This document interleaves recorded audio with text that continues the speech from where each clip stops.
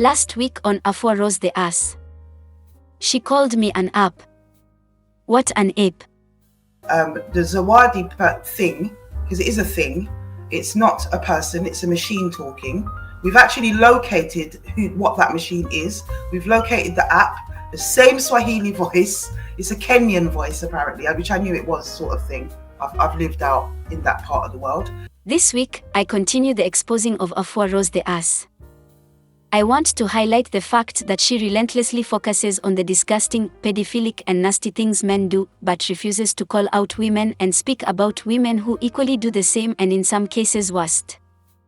My heart really goes out to this young lady whose voice you will hear shortly and goes by the name Strength to Strength.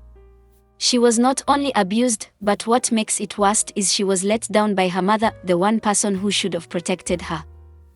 Let us see how Afua Rose handles this when presented with the facts that this young lady's mother let her down. Mm-hmm. And then I would say at that time as well, that's when I first spoke to my dad about it, because my dad was unaware, and unfortunately my dad was away when this happened. So he hit the roof, as I expected, and it was just a moment where I guess everyone felt sorry for me. But yeah, it was just one of those things. My dad was very supportive. You know, he was expressing to me how he just wants to go and beat him up, he wants to find him, ask me where he lives, and stuff like that, which of course I don't have that information. And I actually spoke to your dad as well, didn't I? Yes, and he's a very lovely man. You can just feel the gentleness coming from him.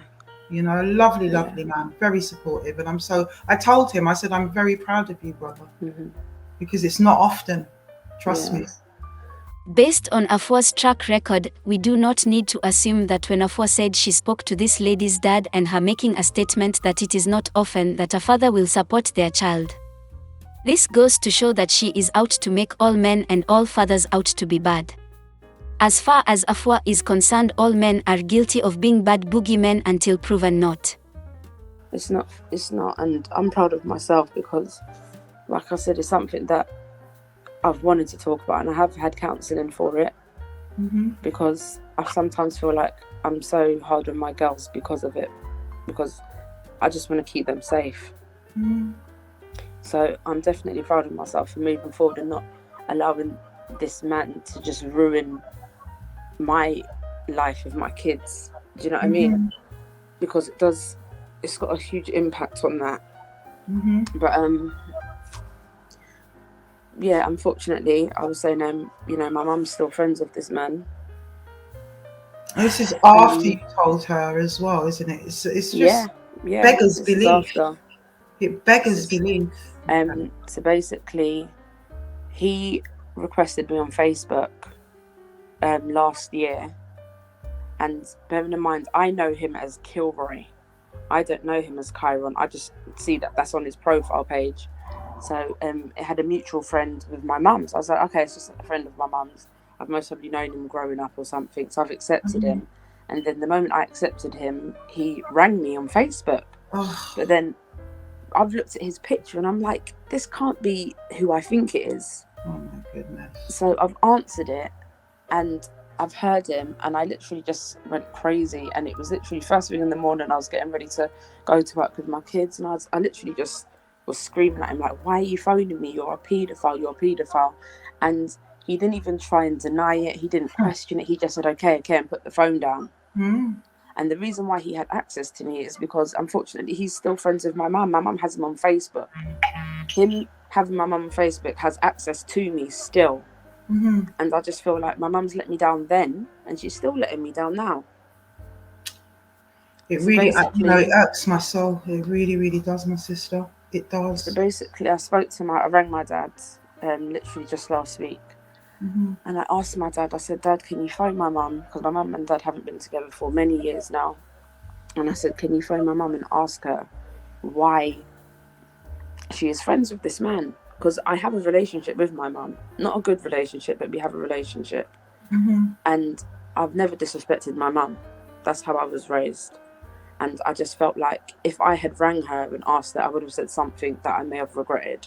So I phoned my dad and I said, Dad, can you phone my mum and ask her why she's still friends with this man? And as I expected, my dad asked, and she said whatever she said and put the phone down on him, and then rang me immediately. And I answered the phone, and she asked me, why am I getting my dad to phone her and ask her why she's friends with this man? Why am I acting like the victim? If this is how I feel, why do I come into her house? Why do I do this? Why do I do that? And I didn't even say anything. I just waited for her to put the phone down, which she normally would do, and she did. And I haven't spoken to her since, because I just feel like, as her daughter, you've let me down as a child, and you're continuously letting me down now. You are still friends with this man that troubled your daughter. It's disgraceful. That violated your child. Your child. And you're still friends with this man. And the thing is as well, I remember when he did phone me on Facebook last year. This was last year, September. I phoned my mum, or I phoned my little sister who lives with my mum.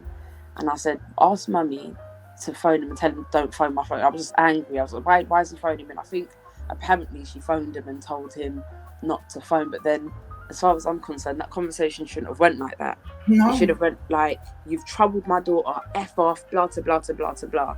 But it never went like that. It sounds like it was, why are you phoning her? Don't phone her. And that was it. Just put to bed. Just push it under the carpet and done.